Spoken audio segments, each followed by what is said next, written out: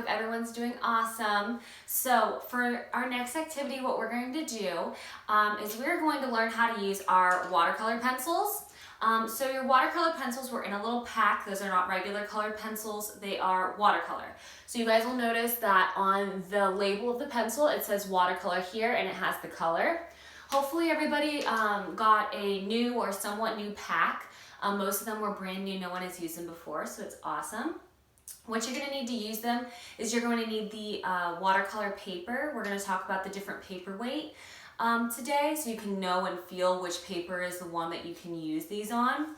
You're also going to need a cup filled with some water and the brushes that were provided, or if you have extra brushes at home, you guys can use those also. So let's talk about paper weight and how to use our watercolor pencils. All right. So there are multiple kinds of paper that we need to know about when we are using paints.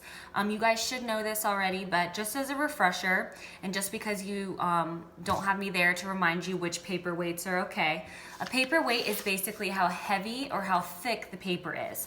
So if the paper weight is really low, like a 50 pound or an 80 pound, it means that it's going to be really flimsy. Okay, so our computer paper or our free draw paper that was included inside your packet is going to be that really low weight, about 50 pounds. So you guys can see it's super flimsy, it's really thin, I can kind of see through it. I know that this paper is not really made for watercolor pencils. This is free draw paper, not free paint paper. It's also going to be a slightly different color, you guys can see. So that's how you'll know that this is computer paper or free draw paper and not paper for painting.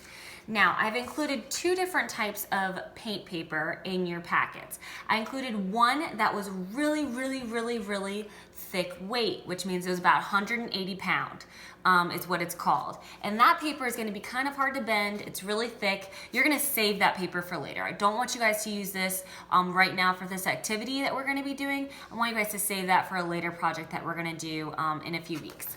So I want you guys to put that to the side. Then lastly, you have 2 to 3 sheets of our medium weight paper. It's going to be a paper that is not as flimsy as our free draw paper, but it can hold up watercolor. So that's what you're going to use. Now, when you're testing out your watercolor pencils, I want you to test them out in a small spot on this paper. I gave you guys a big piece of paper for this. So you're gonna go inside one of the corners and just pick a smaller spot to kind of practice first before you really get started in a bigger project, because you don't have a lot of this paper. Okay, so you're gonna grab your watercolor pencils, you're gonna grab your cup of water and a brush, and I'm gonna show you. Okay. So again, you're gonna go in a smaller part of your paper. I'm going to draw, let's just say a flower and a leaf. So you're gonna take your watercolor pencil. I want you guys to draw either a circle, a square, whatever. You guys can practice whatever you'd like. I'm just gonna show you guys how it's gonna work. So you can draw hard around the edges, and then you can lightly shade inside. So I drew hard around the edges, and then I lightly shaded inside. And then I can draw my petals. Again, you're gonna go hard around the edges.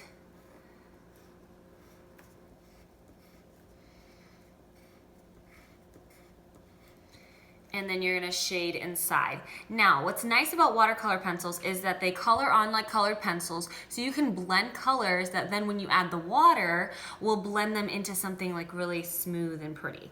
So I'm gonna take this color right here, I'm gonna add it, and then I'm gonna take a lighter color, let's say this peachy color, and add it at the top so that my colors can transition, and I can do that all the way around.